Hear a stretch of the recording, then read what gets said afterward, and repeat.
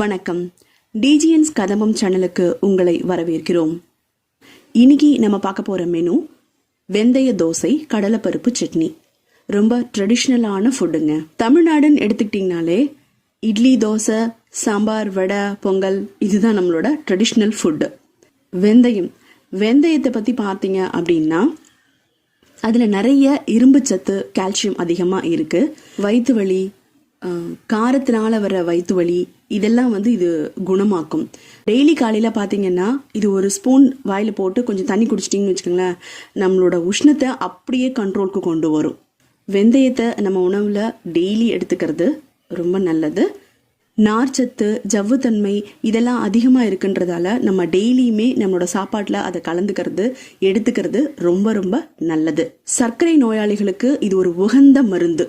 உலக சுகாதாரத்துறையே இதை பரிந்துரைக்கிறாங்க. ஸோ வெந்தயத்தை அதிகமாக சாப்பாட்டில் கலந்துக்கங்க அப்படின்னு சொல்கிறது. நம்மளோட இந்தியன்ஸ்லேயே தமிழ்நாட்டில் அதிகமாக நம்ம சேர்த்துக்கிறோம் அப்படிங்கிறது என்னோட கணிப்பு. வாங்க வீடியோக்குள்ளே போகலாம். வீடியோக்குள்ளே போகிறதுக்கு முன்னாடி நம்ம சேனலை நீங்கள் இன்னும் சப்ஸ்கிரைப் பண்ணலை அப்படின்னா சப்ஸ்கிரைப் பண்ணுங்கள், லைக் பண்ணுங்கள், ஷேர் பண்ணுங்கள், கமெண்ட் பண்ணுங்கள். கண்டிப்பாக பெல் ஐக்கானை ப்ரெஸ் பண்ணுங்கள், ஆல்னு கொடுத்துருங்க. அப்போ தான் நான் போடுற வீடியோஸு அடுத்தடுத்து உங்களுக்கு இமீடியட்டாக ரீச் ஆகும், உங்களுக்கு சேரும். வீடியோவை ஸ்கிப் பண்ணாமல் எண்ட் வரைக்கும் பாருங்கள். எப்போதும் போல் வீடியோவோட எண்டில் செய்முறை விளக்கம் ஓரலாக சொல்லியிருக்காங்க, தெரிஞ்சுக்கலாம்.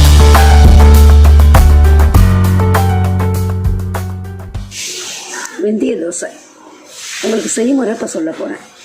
பச்சரிசி இந்த காப்பிடியில் 1 நான் நிறைய போட்டிருக்கேன். நீங்கள் தலை தட்டி போட்டுக்கிறதா போட்டுக்கலாம்.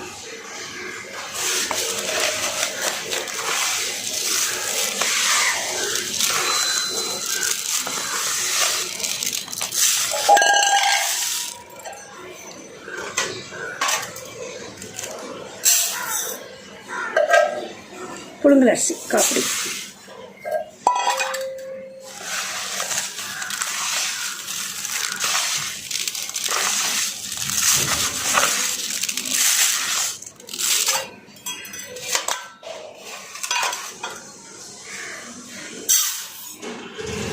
உளுந்து என்ன அளவுக்கு 1 டம்ளர் போட்டிருக்கேன். ஆனால் நிறுவ உங்களுக்கு சொல்கிறேன், 200 கிராம் உளுந்து.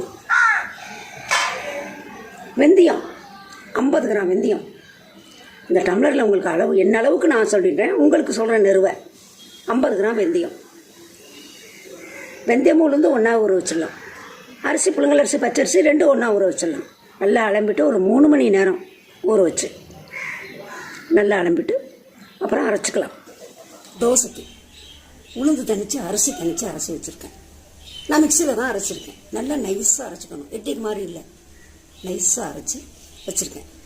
இது உளுந்து, இது அரிசி மாவு.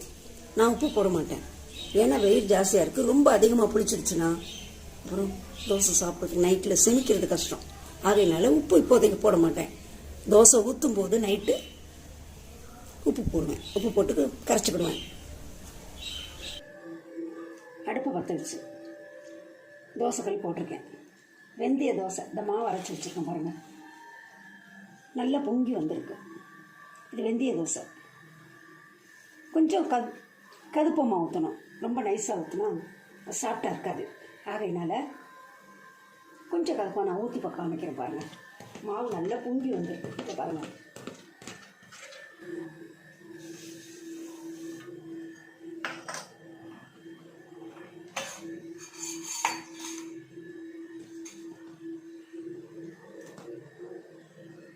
தோசை ஊற்றுக்கிறேன்,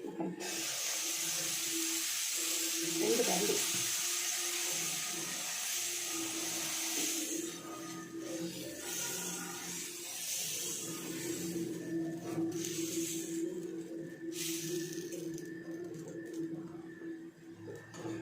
நல்லா பபிள்ஸ் வருதுமா. எண்ணெய் நிறைய ஊற்ற வேண்டாம், சும்மா நான் நல்லெண்ணெய் தான் இடுறேன். சும்மா இது சுற்றி இட்டால் போதும், எண்ணெய் நிறைய ஊற்றக்கூடாது. ஓகே, ஒரு பக்கத்துக்கு எவ்வளோ நேரம் வேகணும்? ஒரு தோசை வேக என்ன ஒரு 4 நிமிஷம் ஆகும், 2 நிமிஷம் இப்படி கொடுத்து இருக்கலாம். இது சாஃப்டாக இருக்குப்பா.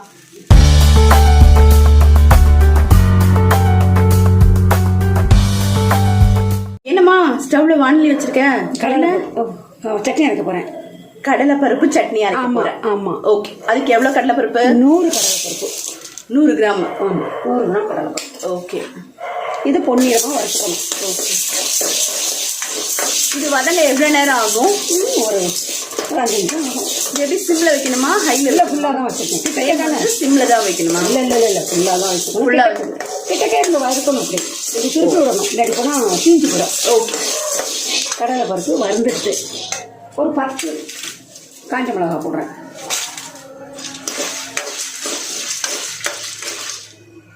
10 காஞ்ச மிளகா. ஆமாம். இந்த சட்னி ஆக்சுவலி எத்தனை பேருக்கு? ஒரு 5 பேர் சாப்பிடலாம். 5 பேர். இப்போ ஸ்டவ்வை அணைச்சிடுறேன். அணைச்சிடணுமா? ஆமாம், சட்னி அரைக்கணும்ல. இல்லை, இந்த கடலைப்பருப்பு சூட்லேயே வந்துட்டு அந்த மிளகா வந்து வருந்துடும். ஆமாம், வறுபட்டுடும். ஆமாம். ஓகே, 5 பூண்டு பல் போடுறேன். நான் உரிக்காம தான் போடுறேன். ஒரு வெங்காயம், ஒரு குட்டி வெங்காயம், ஒரு மூடி தேங்காய் போடுறேன்.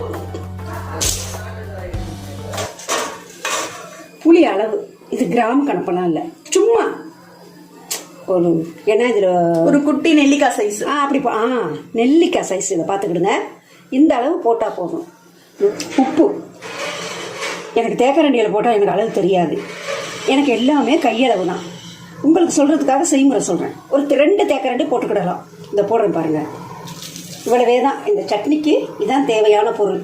100 கிராம் கடலைப்பருப்பு, ஒரு 10 காஞ்ச மிளகா, ஒரு மீடியம் சைஸ் வெங்காயம், ஒரு முடி தேங்காய், ஒரு நெல்லிக்காய் அளவு புளி, தேவைக்கேற்ப உப்பு, வெந்தய தோசை, சட்னி, மிளகாப்பொடி வச்சுருக்கேன். நீங்களும் உங்கள் வீட்டில் செய்து பார்த்து எனக்கு சொல்லுங்கள். வெந்தய தோசை செய்முறை உங்களுக்கு சொல்ல போகிறேன். புழுங்கல் அரிசி 400 கிராம், பச்சரிசி 400 கிராம், உளுந்து 200 கிராம், வெந்தயம் 50 கிராம். அரிசி 2மே ஒன்றா சேர்த்து ஊற வச்சுக்கலாம். புழுங்கரிசி, பச்சரிசி. அதே மாதிரி வெந்தயம், உளுந்து ஒன்றா ஊற வச்சுக்கலாம். நல்லா அலம்பிட்டு ஒரு 3 மணி நேரம் ஊற வச்சுட்டு, நான் மிக்சியில் தான் அரைச்சிருக்கேன். நீங்கள் வேணும்னா கிரைண்டர் போட்டுக்கலாம். நான் உப்பு போடாமல் கரைச்சி வைப்பேன். நைஸாக அரைக்கணும். ஆனால் உளுந்தும் சரி அரிசியும் சரி நல்லா நைஸாக அரைச்சிக்கணும். இன்னொன்று நான் சொல்கிறேன், நைட்டு பண்ணுறதா இருந்தால் காலையில் அரைச்சிக்கணும். இல்லை காலையில் ஊற்றுறது தான் வேணும்னா நைட்டு அரைச்சி வச்சுக்கலாம். காலையில் ஒரு என்ன அளவு சொல்கிறேன், நான் ஒரு 11 மணிக்கு அரைக்கி வச்சா 8 மணிக்கு நான் தோசை ஊற்றிடுவேன், புளிச்சிடுவேன். அதே மாதிரி நீங்கள் நைட்டு அரைச்சி வச்சா விடிய காலம் நம்ம 8 மணிக்கு மேலே தான் தோசை ஊற்ற போகிறோம், தாராளமாக புளிச்சிடும். இப்போது நீங்கள் வெந்தய தோசை வாத்துக்கலாம், நல்லா வரும்.